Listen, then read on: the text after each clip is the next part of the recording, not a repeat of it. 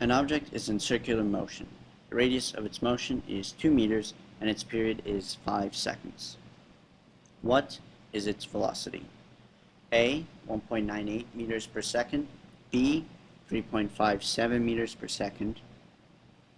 C. 4.36 meters per second. D. 3.25 meters per second. Or E.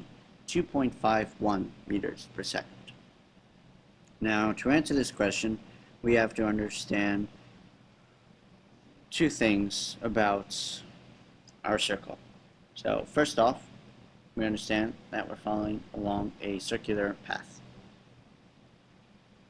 given here. Now, we want to know what the velocity is of this object. Well, we should know what it means by what is the velocity. Well, the velocity is more or less how fast you're going. So we want to know the magnitude of your velocity. We want to know your speed. So speed is given by distance over time. So the distance you cover in the total amount of time. Now we have a circular path.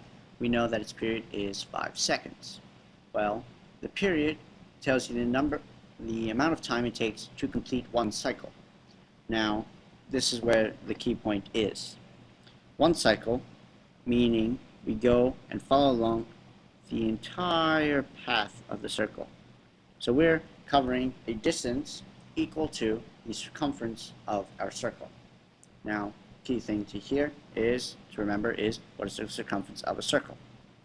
The circumference of the circle is given by pi times the diameter, or in the terms, because we're given the radius, we would have to equate it as 2 pi r, because 2 times the radius is equal to the diameter.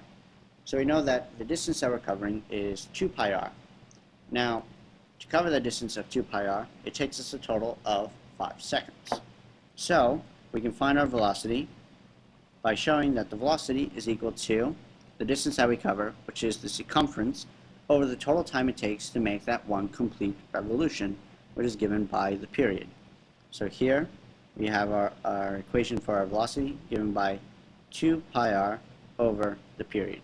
If we now plug in our values into the equation here and solve for it, we will find our velocity. So if we do that, we would have 2 pi times our radius of 2 meters divided by 5 seconds. This here would give you 4 pi over 5. Now, you can watch the units to make sure that it's actually giving you a velocity. So on the top, we have something of units meters, and on the bottom, we have something units of seconds. So in the end, this will give us a unit of meter per second. So we know that this is correct. And if we were to approximate this value, we would get a value roughly 2.51 meters per second. So an answer of E, 2.51 meters per second, as this object is going around in this circular motion.